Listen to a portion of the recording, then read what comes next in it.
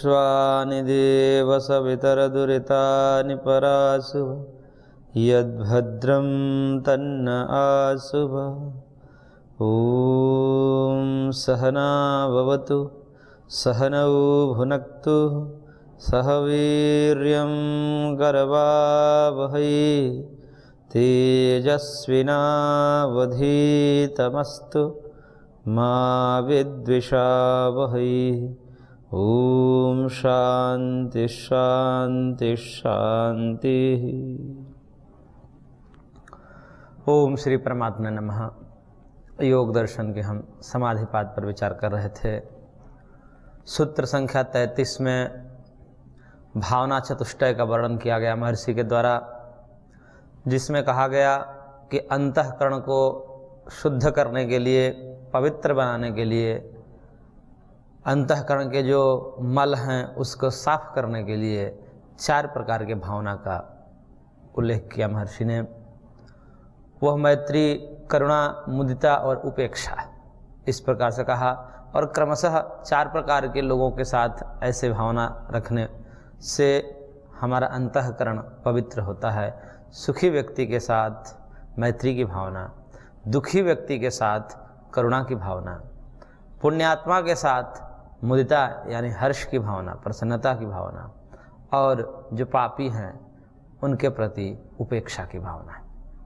तो इस प्रकार से इन 4 भावों के माध्यम से चित्त को शुद्ध किया जा सकता है। जन्म जन्मांतर से हमारा चित्त मलिन है, क्योंकि यदि चित्त मलिन नहीं रहता तो महर्षि गौतम अपने न्याय दर्शन में कहते हैं, वीत राग जन्मादर्शनाथ। राग आदि मलों से यदि रहित कोई व्यक्ति होता, कोई जीवात्मा होता, तो फिर उसका जन्म नहीं देखा जाता, क्योंकि जन्म सरागों का देखा जाता है। यानी कि राग सहित जो जीवात्माएं होती हैं उन्हीं का जन्म देखा जाता है। विरक्त व्यक्ति जन्म नहीं लेते। इसलिए हमारा जन्म है, इससे सिद्ध होता है कि हमारे अंदर जन्म जन्मांतर के राग द्वेष आदि चित्त के मल हैं। वो चित्त के मल तो जन्म जन्मांतर से हैं, और वर्तमान व्यवहार के द्वारा राग द्वेष पूर्वक जीवन यापन करने से वो और बढ़ता जाता है मल। और उस पर ध्यान न देने से कि किन व्यक्तियों के साथ कैसा बर्ताव करना चाहिए, क्या मन में भावना रखनी चाहिए, इस प्रकार से यदि हम ध्यान नहीं देते तो वह चित्त और कलुषित होता जाता है और मलिन होता जाता है, और इतना मलिन हो जाता है कि एक समय में वह साफ करना बड़ा मुश्किल हो जाता है, उसको पवित्र करना बड़ा मुश्किल काम हो जाता है। जन्म जन्मांतर लग जाते हैं लेकिन शुद्ध नहीं होता। इसलिए जन्म जन्मांतर से मलिन हुए चित्त को शुद्ध करने के लिए व्यक्ति को प्रयत्नशील होना चाहिए और जागरूक होकर के, सावधान होकर के इन सब व्यवहारों में ध्यान देना चाहिए कि कहीं हमारा चित्त राग आदि से वशीभूत न हो जाए। एक तो पहले से वशीभूत है राग आदि से, और आगे होता चला जाएगा तो हमारे अध्यात्म मार्ग अवरुद्ध हो जाएगा, और अध्यात्म मार्ग अवरुद्ध होने से 3 प्रकार के दुखों के चपेट में हम आते रहेंगे। पुनरपि जननम पुनरपि मरणम, ये जो जन्म मरण की बंधन है, ये बंधन से हम छूट नहीं पाएंगे। इसलिए उन भावना चतुष्टय का अनुष्ठान करके और अंतःकरण को पवित्र बनाया जा सकता है।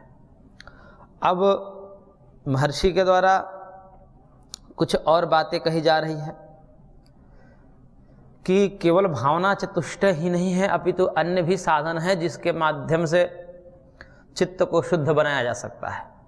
उन साधनों का उल्लेख करते हुए कह रहे हैं अगला साधन कि भावना चतुष्टय तो व्यवहार में करनी है, लेकिन जब हम साधना काल में बैठते हैं उस समय कुछ विशेष अनुष्ठान करके चित्त को और शुद्ध किया जा सकता है। जैसे कुछ ऐसे रसायन होते हैं, सर्फ आदि, जैसे जल से तो धो ही देते हैं कपड़ा आदि, उससे भी मलिन कपड़े धुल जाते हैं, परंतु यदि और जल्दी साफ करना है उसको तो उसमें कोई डिटर्जेंट पाउडर, सर्फ आदि डाल करके उसमें और भी बहुत सारे रसायन आते हैं, उससे जल्दी साफ हो जाते हैं। ऐसे ही व्यवहार काल में तो भावना चतुष्टय का ध्यान रखना ही पड़ता है, लेकिन उसको और भी यदि तीव्रता के साथ चित्त को शुद्ध करना है तो क्या करना पड़ेगा। महर्षि सूत्रकार कर रहे हैं कुछ और साधन बताते हुए, प्रच्छर्दन विधारणाभ्याम वा प्राणस्य, सूत्र संख्या 34। प्रच्छर्दन विधारणाभ्याम, दो चीज़ बताएं यहाँ पर। प्रच्छर्दन विधारणाभ्याम वह शब्द विकल्प अर्थ में है, अथवा इससे भी कर सकते हैं चित्त का शोधन। प्राणस्य प्रच्छर्दन विधारणाभ्याम, प्राण के प्रच्छर्दन यानी कि वमनम। प्रच्छर्दन का मतलब प्राण की उल्टी करना, नासिका पुटों से प्राण को बाहर निकालना, और विधारण मतलब रोक देना, बाहर ही रोक देना, इसको बाह्य प्राणायाम कहते हैं। तो इस बाह्य प्राणायाम के द्वारा भी चित्त को शुद्ध किया जा सकता है, और चित्त को शुद्ध करने के लिए यह जो प्राणायाम की विधि है यह भी कारगर उपाय है। इसलिए यहाँ पर चित्त को शुद्ध करने के लिए प्राणायाम का कथन किया महर्षि ने, और कहा कि कौष्ठस्य वायोः नासिकापुटाभ्याम प्रयत्न विशेषाद वमनम प्रच्छर्दनम। प्रच्छर्दन को खोल दिया कि कोष्ठगत उदरस्थ जो वायु है उस वायु को प्रयत्न विशेष से, यानी कि योग की विधि से, योगोक्त विधि के माध्यम से उस कोष्ठगत वायु है उसको बाहर फेंक करके और वमन करना, यानी कि उसको बाहर फेंक देना, इसी को प्रच्छर्दन कहा। और विधारणम प्राणायाम, अविधारण क्या है?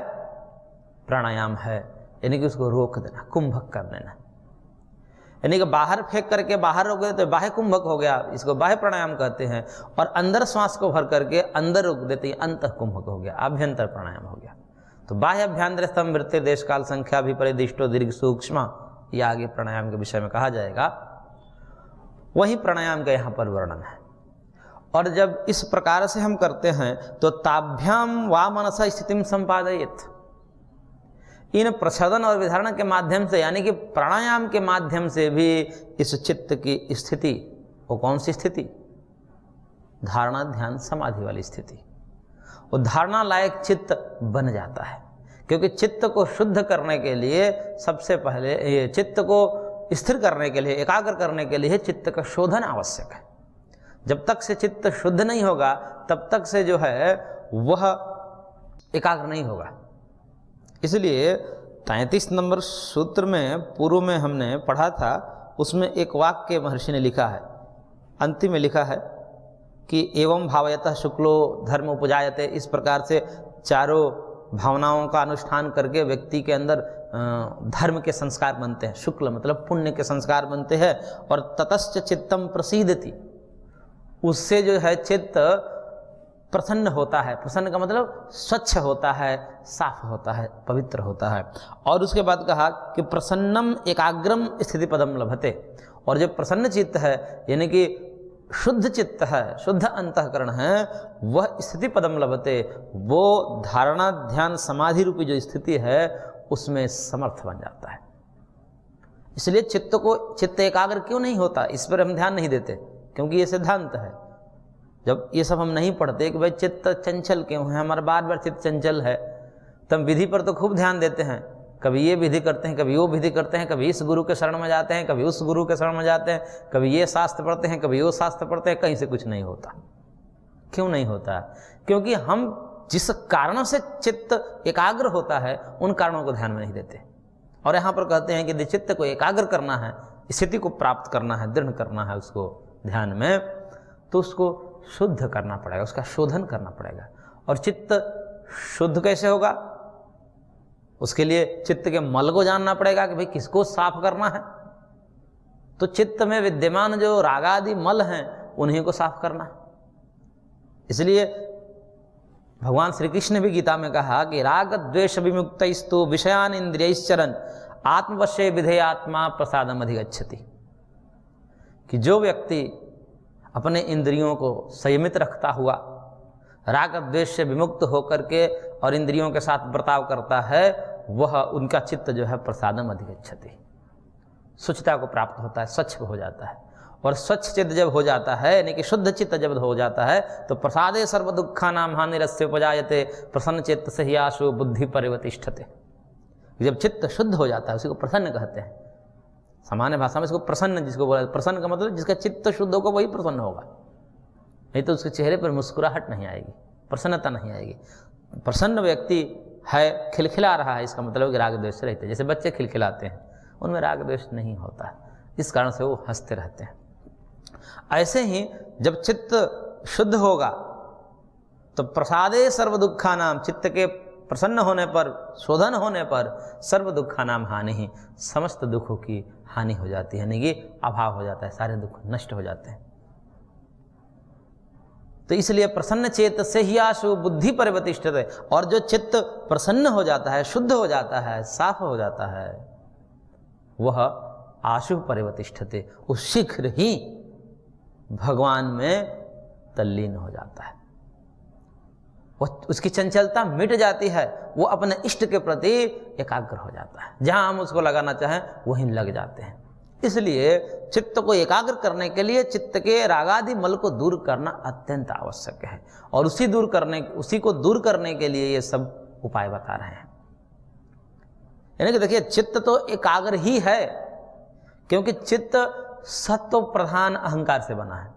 जब हम सांख्य के दृष्टिकोण से विचार करते हैं तो चित्त जो है सात्विक अहंकार से बना है, सत्व प्रधान है, और सत्व कभी चंचल नहीं होता है। सत्य का काम चंचलता नहीं है, सत्व अपने आप में स्थिर होता है, उसमें चंचलता नहीं होती। चंचलता होती है रजस में, रजस के कारण चंचलता आती है। तो सत्व प्रधान अंतःकरण है, उनमें चंचलता आ गई, किस कारण से आ गई? ये रागादि मल के कारण आ गई। और ये जब रागादि मल हट जाते हैं तो राजसिक और तामसिक वृत्तियां उस चित्त से नष्ट हो जाती हैं, और रजस तमस से रहित चित्त शुद्ध हो जाता है, और वह शुद्ध चित्त अपने विषय में एकाग्र हो जाता है। उसको हम जहाँ भी ध्यान करें, जिस विषय में लगाएं, उस विषय में शीघ्र ही लग जाता है। तो इसलिए चित्त की शोधन की यहाँ पर बात कही गई महर्षि के द्वारा कि चित्त की शोधन अत्यंत आवश्यक है, और उसके लिए भावना चतुष्टय के अतिरिक्त यहाँ पर एक साधन बताया कि प्राणायाम। इस प्राणायाम के माध्यम से भी अंतःकरण धीरे धीरे पवित्र होने लगता है। तो इस प्रकार से प्राणायाम की विधि से, लेकिन प्राणायाम की विधि कैसी होनी चाहिए? गुरुगम्य होनी चाहिए। श्रद्धा, भावना, उसमें किस प्रकार से भावना करनी है, ये सब गुरु बताते हैं। ऐसे केवल सांस भरने फेंकने से काम नहीं चलेगा। शारीरिक रूप से कुछ लाभ मिल सकता है, लेकिन चित्त और भी चंचल हो सकता है। इसलिए एक एक प्राण में, एक एक श्वास प्रश्वास में ईश्वर की भावना करनी पड़ती है, और वह प्राण ही ब्रह्म है। इस प्रकार की भावना पूर्वक जब हम कर्म करते हैं, प्राणायाम करते हैं, तो वह चित्त शुद्ध हो जाता है, और वह शुद्ध चित्त जो है स्थितिम संपादयत, वही स्थिति को प्राप्त हो जाता है। तो इसलिए चित्त को शुद्ध और एकाग्र करने के लिए, क्योंकि शुद्धता होगी तो एकाग्र अपने आप आ जाएगा, तो ये चित्त को शोधन करने के भी उपाय हैं और चित्त को एकाग्र करने के भी उपाय समझने चाहिए। दोनों बात हैं यहाँ पर। तो चित्त की शोधन करने के और उसको शुद्धता पूर्वक एकाग्र करने के जो उपाय हैं, वो यहाँ पर बताया कि प्राणायाम भी एक उपाय है। तो पूरक, रेचक और कुंभक, ये तीन से प्राणायाम पूरा होता है। जिसमें पूरक होता है, पूरक मतलब श्वास को भरना, रेचक मतलब श्वास को बाहर छोड़ना, नासिका के माध्यम से, मुख के माध्यम से नहीं, इसलिए नासिका पुटाभ्याम कहा गया। तो पूरक, रेचक और कुंभक। कुंभक का मतलब रोकना, उसको अंदर रोक दें अथवा बाहर रोक दें। अंदर भर कर अंदर रोक दे तो आभ्यंतर कुंभक हो गया, आभ्यंतर प्राणायाम हो गया, और बाहर फेंक करके बाहर रोक दे, ये बाह्य प्राणायाम हो गया। तो इस प्रकार पूरक, कुंभक और रेचक, इन तीन के मेल से प्राणायाम बनता है। उसको प्राणायाम कहते हैं, जहाँ पर तीन चीज़ें हो, पूरक हो, रेचक हो, कुंभक हो, तो प्राणायाम है। और उस प्राणायाम से यहाँ पर चित्त को शोधन करते हुए एकाग्र करने की बात महर्षि के द्वारा की गई है। अब इसके अतिरिक्त और भी 7 उपाय यहाँ पर बताए हैं महर्षि। 2 उपाय बता दिए, भावना चतुष्टय के माध्यम से भी हम चित्त को शुद्ध कर सकते हैं, और उसके अतिरिक्त प्राणायाम के द्वारा भी हम चित्त को शुद्ध और एकाग्र कर सकते हैं।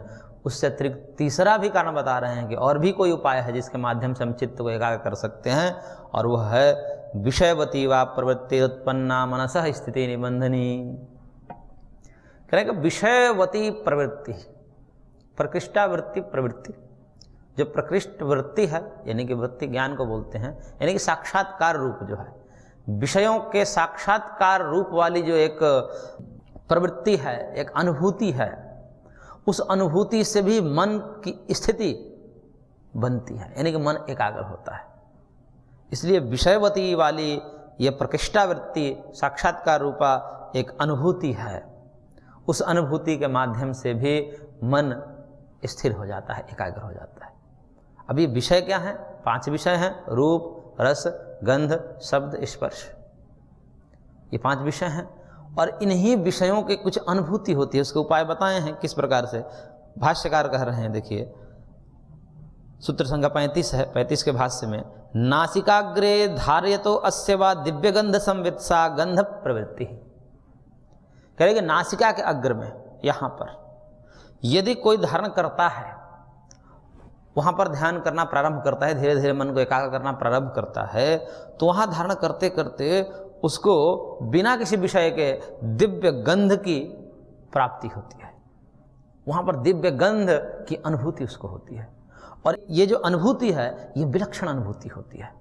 और बिना किसी पदार्थ का कोई गंध नहीं आ रहा है, लेकिन इंद्रियों में यहाँ पर एकाग्र करने से गंध प्रवृत्ति होती है, वहाँ पर गंध की एक दिव्य अनुभूति आती है जो चित्त को आकृष्ट करता है।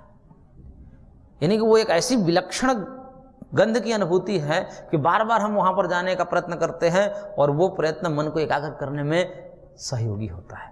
वो जो अनुभूति होती है वो शीघ्र ही मन को, क्योंकि अन्यत्र जगह भटकाव है और वो एक विलक्षण उसको गंध दिख गया, वहाँ पर सुख मिलने लगा, इसलिए वो बारंबार उसमें जाने का प्रयत्न करता है। तो ये यदि इस प्रकार की अनुभूति कर लिया जाए तो कह रहे हैं महर्षि कि यहाँ पर वो मन अपने आप एकाग्र होने लगता है, थोड़ी सी झलक मिल जाए। यहाँ पर इसके कुछ ही अभ्यास से कह रहे हैं कि यहाँ पर गंध प्रवृत्ति जो है होने लगती है। यदि नासिका के अग्रभाग में धारणा करते रहें तो धारणा के अभ्यास से कुछ ही कालों में वो दिव्य गंध की अनुभूति होने लगती है, और वो अनुभूति ही हमारे मन के भटकाव को दूर करके बार बार वही लगाने का प्रयत्न करेगा मन, क्योंकि उसको वहाँ सुख मिल गया। और वो जो है सुख विषयों से विलक्षण है। जो अभी हमने गंध की अनुभूति की है, उस गंध से विलक्षण अनुभूति रहती है, उत्कृष्ट अनुभूति रहती है। इसलिए मन बाहर की चंचलता से दूर होकर के अपने आप अंदर जाने का प्रयत्न करता है, वहाँ पर ध्यान लगाने का प्रयत्न करता है। तो इसलिए कह रहे हैं कि ये गंध प्रवृत्ति है, सा गंध प्रवृत्ति है। और जिह्वाग्रे रस संवित, और जिह्वा के अग्रभाग में, जिह्वा के अग्रभाग में यदि कोई धारणा करे, ध्यान करे, तो वहाँ पर कह रहे हैं कि दिव्य रस की प्राप्ति होती है, दिव्य रस की अनुभूति होती है उसको। और वह भी विलक्षण अनुभूति जो है उसकी मन की चंचलता को दूर करके बारंबार वहाँ पर अपने आप जाने का प्रयत्न, अपने आप वहाँ पर एकाग्र होने के प्रयत्न शुरू हो जाता है। इसलिए वो रस संवित है। और तालुनी रूप संवित, ये जो तालु है ऊपर जहाँ जीवा टकराती है, उस तालु में दंत के ऊपर वाला भाग, तो उस तालु में यदि कोई धारणा करे तो कह रहे हैं कि दिव्य रूप का रूप की अनुभूति होती है वहाँ पर। ऐसे ऐसे विलक्षण रूप जो मन को सुख देने वाला होता है, और वो अनुभूति कोई कर ले तो अब उसको जो है बारंबार अंतर्मुखी होने का अभ्यास हो जाएगा, उसकी इच्छा होगी बार बार। अब बाहर देखने की उसकी इच्छा नहीं होगी, क्योंकि ऐसे दिव्य रूप जो सुखदायी है, सुखकर है, वो बाहर वैसे नहीं है। उस प्रकार की यदि अनुभूति करता है तो कह रहे हैं कि इससे भी मन की स्थिति बनती है, मन एकाग्र होता है। और जिह्वा मूले स्पर्श संवित, जिह्वा का जो मूल है, यानी कि जहाँ से जिह्वा शुरू होती है, कंठकूप के आसपास से जिह्वा जो है शुरू होती है, मूल है उसका, जड़ है। उस जिह्वा के मूल में यदि हम मन को संयमित करें, ध्यान करें, वहाँ पर धारणा करें, तो कहते हैं वहाँ पर शब्द संवित, दिव्य शब्द सुनाई देगा। और उस दिव्य शब्द से भी जो उत्पन्न वृत्ति है, वो वृत्ति जो है चित्त को बांधने वाली होती है। और इस प्रकार से कहते हैं कि जब करते हैं तो संशयम विधमंती, संशय धीरे धीरे नष्ट होने लगते हैं। क्योंकि प्रारंभ में बहुत सारे संशय बने रहते हैं, पढ़ते तो हैं, परंतु वो ऐसी बातें लगती है जैसे कि ये कोई अदृश्य चीज़ें हैं, कल्पना जैसी लगती है। लेकिन जैसे जैसे इस प्रकार के अनुभव अधिक कर लेते हैं तो कह रहे कि संशय धीरे धीरे नष्ट होने लगते हैं, क्योंकि कुछ अनुभूति हो गई। तो कुछ ही अनुभूति होने से संशय विधमन्ति समाधि प्रज्ञायाम च द्वारी भवन्ति थी, और समाधि प्रज्ञा का एक दरवाजा खुल जाता है, भगवत साक्षात्कार का एक दरवाजा खुल जाता है। क्योंकि जब तक संशय निवृत्त नहीं होगे, श्रद्धा का हमारे जीवन में आधान नहीं होगा, तब तक वो भगवत तत्व की प्राप्ति नहीं होती, समाधि की प्राप्ति नहीं होती। और श्रद्धा कब आएगा? जब हमने कुछ पा लिया हल्का। ये तो हल्का ही है, क्योंकि अभी प्रारंभ है, ये प्रारंभ अभी समाधि में प्रविष्ट नहीं किया है। इस समाधि से पूर्व ही एकाग्रता की कुछ झलक मात्र है, और उसी से जो है हमारे संशय नष्ट होने लगते हैं, और वहाँ पर श्रद्धा का अतिरेक होता है, और श्रद्धा जब आती है तो अपने आप समाधि के रास्ते खुल जाते हैं। इसलिए कहा कि यहाँ ये क्या है? समाधि के द्वारी है, समाधि के यहाँ से दरवाजे खुलते हैं। और एतेन चंद्रादित्य ग्रहण मणि प्रदीप रश्म्यादिषु प्रवृत्तिरुत्पन्ना विषयवती एवं वेदितव्या। करोगे इसी प्रकार से, ये तो जिह्वा के मूल और तालु आदि स्थानों में बताया, इसी प्रकार से यदि कोई चंद्र में संयम करे, आदित्य सूर्य में संयम करे, मणि में संयम करे, यानी कि जितने भी प्रकाश वाली वस्तुएं हैं, जिनमें रश्मियां हैं, तेजस हैं, उन तेज युक्त पदार्थों में संयम, ये कुछ ही चीज़ें बताई गई हैं जो शास्त्र में कथन किए जाते हैं, उसी में संयम किया जाता है। ऐसा नहीं कि कहीं का कुछ संयम कर ले।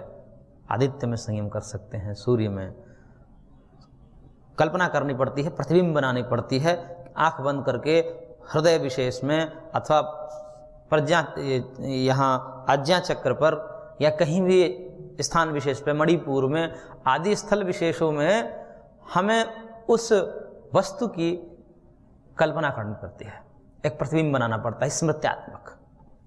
और धीरे धीरे जो प्रतिबिंब बनाते हैं तो उससे कुछ अनुभूतियाँ होती है, उससे कुछ सुखमय स्थिति बनती है।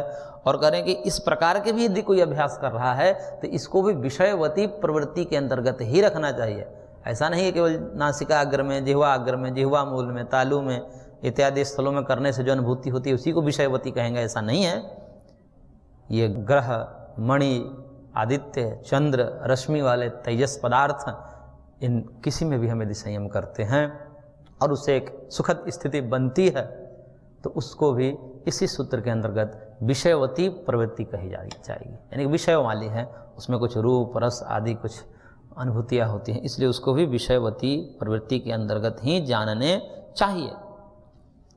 अब यहाँ पर वही बात, एक विशेष बात कह रहे हैं भाष्यकार कि यद्यपि ही तत्त शास्त्र अनुमान आचार्योपदेशैहि अवगतम अर्थतत्वम सद्भूतम एव भवति। करेंगे यद्यपि शास्त्र के द्वारा, आचार्यों के द्वारा जो उपदेश हैं वो यथार्थ ही होता है। शास्त्र जो उपदेश करता है भले ही हमें समझ में आए अथवा ना आए, वो सद्वस्तु का ही प्रकाशन करता है, असद वस्तु का यानी कि यथार्थ वस्तु का प्रकाशन नहीं करता। कोई भी शास्त्र, कोई भी आचार्य, गुरुजन, ऋषि, महर्षि असद्भूत अर्थ का प्रतिपादन नहीं करते, यानी कि वस्तु है ही नहीं, जैसा कह रहे हैं वैसा कुछ नहीं है, बस बोले जा रहे हैं, ऐसा नहीं करते। लेकिन फिर भी सद्भूतम एव भवति, यानी कि यथार्थ ही होता है, लेकिन फिर भी उसमें हमें संशय होता है, क्योंकि हमारे लिए वो सब अदृश्य है। अदृश्य होने के कारण महर्षियों के लिए तो अनुभूत है, उन्होंने उनका प्रत्यक्ष किया है, दर्शन किया है, साक्षात्कार किया है, परंतु हमारे लिए वो वस्तु सारी की सारे अदृश्य रहती है, इसलिए थोड़ा सा संशय हो जाता है। तब उसके लिए करें कि एतेषाम यथाभूतार्थ प्रतिपादन सामर्थ्यात्। क्यों गुरुओं के द्वारा, शास्त्रों के द्वारा, आचार्यों के द्वारा जो उपदिष्ट वचन है वो यथार्थ होता है, तो उसके लिए उन्होंने कहा कि क्योंकि एतेषाम यथाभूतार्थ प्रतिपादन सामर्थ्यात्, क्योंकि इनमें यानी कि आचार्यों में और शास्त्रों में जो सामर्थ्य है उनका, वो यथार्थ प्रकाशन करने का उनमें सामर्थ्य होता है, और इसी सामर्थ्य से युक्त होने के कारण उनके कथन कभी असद्भूत नहीं होते हैं, अयथार्थ मिथ्या नहीं होते। और तावदपि यावद एक देशोपि कश्चिन न स्वकर्ण संवेद्यो भवति तावत् सर्वं परोक्षम इव अपौर्गादिषु सूक्ष्मेषु अर्थेषु न दृढ़ाम बुद्धिम उत्पादयन्ति। क्योंकि जब तक हम कुछ एक अंश को हम अपने इंद्रियों के माध्यम से अनुभूत नहीं कर लेते, तब तक वो जो है हमारी दृढ़ बुद्धि, उसमें श्रद्धा नहीं होती। और जब हल्का सा कुछ हमारे अनुभूति हमारे अंदर हो जाती है, ये थोड़ी सी हल्की अनुभूति बता रहे हैं कि यहाँ पर संयम करने से कुछ हल्की अनुभूति होगी, यही अनुभूति हमें जो है वो अपवर्ग आदि जैसे सूक्ष्म विषय हैं जो ना प्रत्यक्ष से जाने जा सकते, ना किसी अनुमान से जाने जा सकते हैं, उनमें भी हमारी श्रद्धा को दृढ़ कर देती है। क्योंकि हम जब जान जाते हैं कि भाई ये जो कह रहे हैं ये ऐसा होता है, हमने कुछ अनुभव किया है, इसका मतलब और भी ये जो बातें कह रहे हैं जो हमें समझ में नहीं आ रहा है, बुद्धि के पकड़ से बाहर है, लेकिन ये भी चीज़ें सत्य हो सकती है। इस प्रकार से दृढ़ बुद्धि उत्पन्न होती है। इसलिए तस्मात् शास्त्रम अनुमान आचार्य उपदेशोपद वलनार्थम एवं अवश्यम कश्चिद अर्थ विशेष प्रत्यक्षी कर्तव्य। इसलिए उस शास्त्र और आचार्यों के द्वारा जो उपदेश किए गए वचन है उसको और दृढ़ करने के लिए, ये सही है कि नहीं है इसको पक्का करने के लिए अवश्य ही कुछ एक अंशों को साधक को प्रत्यक्ष कर लेने चाहिए, इस जीवन में उसको अनुभव कर लेने चाहिए। जैसे बता रहे हैं उसका अनुष्ठान करके और विधि पूर्वक जैसे बता रहे हैं वैसे यदि चला जाए तो कुछ न कुछ अवश्य अनुभूति होती है, और वह अनुभूति ही हमें भगवत प्राप्ति के मार्ग में बढ़ने में मदद करती है, श्रद्धा उत्पन्न करती है, दृढ़ बुद्धि हो जाती है और पक्का हो जाता है कि नहीं ये जो कहे हैं अवश्य होगा, ये असत्य नहीं है, क्योंकि हमने कुछ अनुभव किया है, थोड़ा सा अनुभव किया है, तो इसको और आगे हम बढ़ाएंगे तो और अनुभूति हमारी दृढ़ होगी, और जो जैसा कहें वो अक्षरशः सत्य है, इस प्रकार की दृढ़ श्रद्धा उत्पन्न हो जाती है। तो इस प्रकार से महर्षि ने यहाँ पर बहुत ही अच्छी बात कही कि ये केवल कल्पना नहीं है, आप करके देख लीजिए, केवल कही सुनी बातें नहीं है। इतना कौन कह सकता है? इतना वही व्यक्ति कह सकता है जिनकी बात में सच्चाई है, दावे के साथ वही कह सकते हैं। आप देख लीजिए, स्वयं देख लीजिए। तो इसलिए इसको अवश्य करना चाहिए, इसको हमें अपने जीवन में धारण करके कुछ अनुभूति अवश्य कर लेनी चाहिए। तो इस प्रकार से यहाँ पर विषयवती व प्रवृत्ति उत्पन्ना वाली जो एक अनुभूति है वह हमारे मन की स्थिति को दृढ़ करने वाली होती है, एकाग्र करने वाली होती है। तो आज की कक्षा को हम यहीं पर विराम देते हैं, शेष अगले अंक में। ओम शांति शांति शांति।